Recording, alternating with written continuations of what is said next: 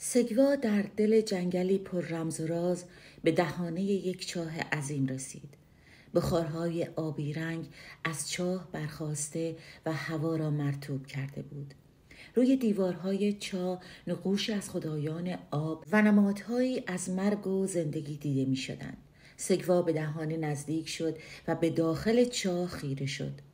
سایه های رقصان آب در عمق چاه گویی خاطراتی فراموش شده را بازگو می کردند. او با صدایی پر از اندوه گفت: راهی طولانی را آمدم و بسیار آموختم، اما مرگ آهتا، بدون او زندگی هیچ معنایی برایم ندارد.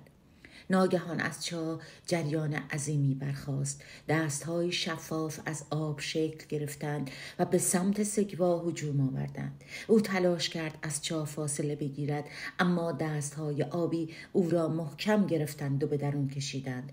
سگوا فریاد می‌کشید، اما فایده‌ای نداشت. او در تاریکی و جریان بی پایان آب فرو می‌رفت تا دیگر هیچ صدایی نشنید. چشمان سگوا باز شد. او خود را در فضایی شگفت‌انگیز یافت. معبدی عظیم با دیوارهایی از سنگ‌های شفاف که آب از میان آنها جریان داشت. حوضچه‌های درخشان در اطراف او دیده می‌شدند، برخی آرام و زلال و برخی خروشان و تیره. سگوا به حوضچه‌ها نزدیک شد. هر حوضچه احساسی متفاوت را به نمایش می‌گذاشت. خشم، حوضچه‌ای با آب‌های متلاطم و بخارهای داغ. غم، حوضچه‌ای عمیق و سیاه که گویی همه چیز را در خود می‌بلعید. شادی، حوضچه‌ای درخشان و زلال که لحظات شاد زندگی را بازتاب می‌داد. سگوا به حوضچه شادی نزدیک شد و تصویر خودش و آهتا را دید که زیر آسمانی پرستاره می‌خندیدند. اشک در چشمانش حلقه زد و گفت: کاش می توانستم در این لحظه بمانم. و سپس به سمت حوضچه خشم رفت. وقتی دستانش را در آب فرو برد، گرمایی سوزان تمام بدنش را فرا گرفت. با این حال لحظه‌ای بعد احساس کرد این گرما به انرژی و قدرت تبدیل شده. سپس به حوضچه غم نزدیک شد و دستانش را در آن فرو برد. سیاهی او را در بر گرفت، اما لحظه‌ای بعد آرامشی عجیب به سراغش آمد. وقتی سگوا تمام حوضچه‌ها را لمس کرد، زمین زیر پایش لرزید. تمام آبها به مرکز معبد جاری شدند و گردابی عظیم شکل گرفت. صدای ارواح آب برخاست: این گرداب گذشته و آینده تو را به هم پیوند می‌دهد.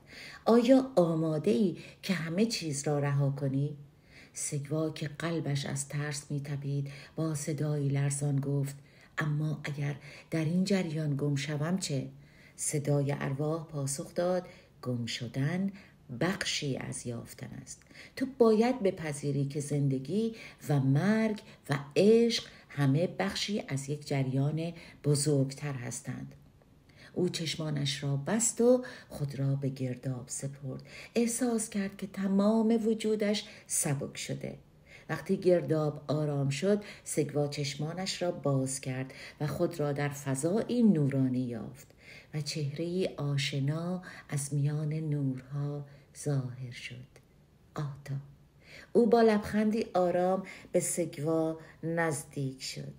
سگوا با صدای شکسته گفت: آهتا، آیا این تویی؟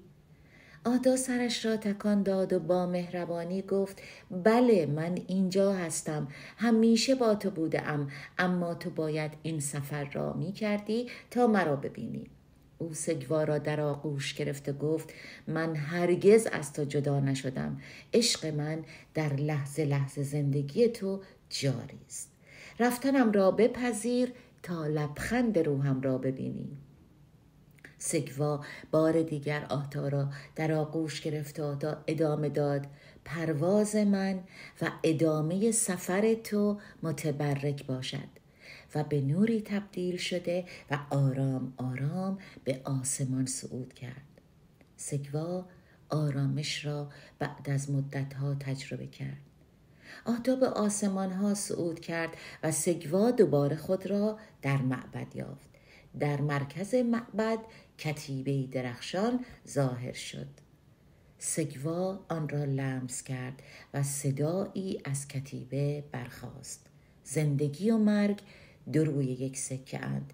هر کدام بخشی از یک جریان عظیم هستند که همه چیز را به هم متصل می کند. هیچ قطره‌ای جدا از اقیانوس نیست. وقتی این را بپذیری آرامش واقعی را خواهی یافت. سگوا پیام را گرفته بود.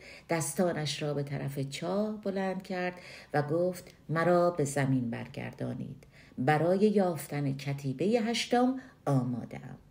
ارواح آب او را در بر گرفته و به آرامی او را به بالای چاه هدایت کردند. سگوا وقتی پاهایش را روی زمین گذاشت نفس عمیقی کشید و گفت زندگی و مرگ مانند آب همیشه در جریان هستند. ما بخشی از یک جریان هوشمند و به هم پیوسته ایم.